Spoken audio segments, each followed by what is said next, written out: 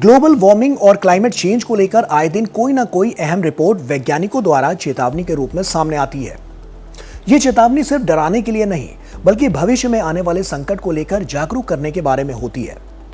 अब तक हम ग्लोबल वार्मिंग को सिर्फ बढ़ते तापमान, पिघलते ग्लेशियर और समुद्र के बढ़ते स्तर से जोड़कर देखते थे, लेकिन अब वैज्ञानिकों ने जो नई चेतावनी दी है वो और भी ज्यादा गंभीर है। ऐसे में जरा सोचिए, अगर एक दिन आपके गांव के खेत में गेहूं की बालियां आधी रह जाएं, मक्के के पौधे सूख जाएं, सोयाबीन की फसल समय से पहले ही जल जाए, ना ठीक से चावल हो और ना ही गेहूं, और किसान की साल भर की मेहनत कुछ ही दिनों में भीषण गर्मी और सूखे में खत्म हो जाए, तो क्या होगा? इसमें सिर्फ किसान ही नहीं, बल्कि हर घर की रसोई, हर बाजार और हर जेब पर इसका असर पड़ेगा। खाने पीने की चीजें महंगी होंगी, दूध, आटा, दाल और तेल के दाम बढ़ेंगे और करोड़ों लोगों की रोजी रोटी पर संकट आ जाएगा। ऐसे में एक नई रिसर्च के मुताबिक धरती का बढ़ता तापमान और लगातार पड़ने वाली भीषण गर्मी और सूखा आज ही दुनिया की प्रमुख फसलों को हर साल लगभग 20 अरब डॉलर यानी कि लगभग 1.7 लाख करोड़ रुपए से ज्यादा का नुकसान पहुंचा रहे हैं।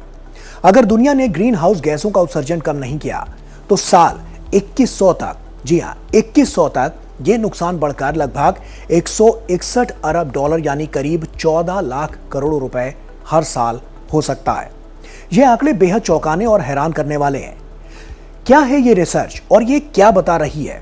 हमें और आपको क्या करना चाहिए और कैसे ये बदलता मौसम हमारी जिंदगी में बड़ा तूफान ला सकता है? तो आइए साइंस इंस्पायर के इस सेगमेंट में इसे विस्तार से समझते हैं। ऐसे में सवाल आता है कि ग्लोबल वार्मिंग आखिर फसलों को कैसे नुकसान पहुंचा रही है। इसे एक आसान उदाहरण से समझिए। मान लीजिए आपने घर की छत पर एक पौधा लगाया है। अगर उसे रोज सही मात्रा में पानी और धूप मिले तो वो तेजी से बढ़ेगा, लेकिन अगर कई दिनों तक तेज लू चलती रहे, मिट्टी सूख जाए और पानी ही ना मिले तो वही पौधा धीरे धीरे कर मुरझाने लगेगा। बिल्कुल यही हाल दुनिया के खेतों का भी हो रहा है। ग्लोबल वार्मिंग की वजह से धरती का औसत तापमान लगातार बढ़ रहा है। गर्मी बढ़ने से मिट्टी का पानी तेजी से उड़ जाता है, बारिश का पैटर्न बिगड़ जाता है और लंबे समय तक सूखा पड़ने लगता है। वैज्ञानिकों ने पाया है कि मक्का, गेहूं और सोयाबीन जैसी दुनिया की सबसे महत्वपूर्ण फसलें इसी वजह से, जी हाँ इसी वजह से सबसे ज्यादा प्रभावित हो रही हैं। अत्यधिक गर्मी के दौरान पौधे अपनी ऊर्जा का इस्तेमाल दाने बनाने यानी कि सीड फिलिंग की बजाय खुद को बचाने में करने लगते हैं। कई बार फूल आने से पहले ही पौधे सूख जाते हैं, तो कभी दाने पूरी तरह से विकसित ही नहीं हो पाते। यही कारण है कि वैज्ञानिकों के अनुसार 2007 से 2019 के बीच केवल बढ़ती गर्मी और सूखे की वजह से इन तीन प्रमुख फसलों की पैदावार औसतन लगभग 3.5% तक घट चुकी है। पहली नजर में 3.5% कम लग सकता है, लेकिन जब बात पूरी दुनिया के खाद्यान्न उत्पादन की हो तो ये करोड़ों टन अनाज और लाखों करोड़ रुपए की अर्थव्यवस्था को भी प्रभावित कर देता है। यानी ग्लोबल वार्मिंग अब भविष्य का खतरा नहीं, बल्कि आज खेतों में दिखाई देने वाली हकीकत बन चुकी है। वैज्ञानिकों ने यह कैसे पता लगाया कि नुकसान इतना बड़ा है? इसे ऐसे समझिए कि जैसे डॉक्टर किसी मरीज का स्वास्थ्य जानने के लिए सिर्फ एक दिन का टेस्ट नहीं देखता, बल्कि कई वर्षों की मेडिकल रिपोर्ट का अध्ययन भी करता है। इसी तरह वैज्ञानिकों ने भी दशकों का डेटा खंगाला। उन्होंने संयुक्त राष्ट्र के खाद्य एवं कृषि संगठन FAO से अलग अलग देशों में 1974 से 2004 तक मक्का, गेहूं और सोयाबीन की पैदावार की रिकॉर्ड लिया। इसके बाद उन्होंने बारिश, तापमान, मिट्टी में नमी और सूखे से जुड़े जलवायु आंकड़ों का भी विश्लेषण किया। फिर इन आंकड़ों की तुलना 2007 से 2019 के वास्तविक उत्पादन से की गई। इससे यह समझ में आया कि जहां जहां भीषण गर्मी और सूखा बढ़ा, वहां फसल उत्पादन घटता गया। इसके बाद वैज्ञानिकों ने यह भी देखा कि किसानों को अपनी फसल बेचने पर उस समय कितनी कीमत मिलती थी। इन्हीं आंकड़ों के आधार पर उन्होंने आर्थिक नुकसान का अनुमान लगाया, जिसका नतीजा चौंकाने वाला था। आज सिर्फ गर्मी और सूखे की वजह से दुनिया को हर साल, जी हाँ हर साल लगभग 20 अरब डॉलर से ज्यादा का नुकसान हो रहा है। यानी विज्ञान सिर्फ ये नहीं बता रहा कि मौसम बदल रहा है, बल्कि ये भी बता रहा है कि उसका असर सीधे हमारी जेब और खाने की थाली तक पहुंच चुका है। अब सवाल आता है कि अगर ग्लोबल वार्मिंग ऐसे ही बढ़ती रही तो भविष्य कितना खतरनाक हो सकता है। देखिए, अगर किसी घर की छत में आज छोटी सी दरार आ जाए और उसे समय रहते ठीक ना किया जाए तो कुछ साल बाद पूरी छत कमजोर पड़ सकती है। जलवायु परिवर्तन के साथ भी अमूमन यही स्थिति है।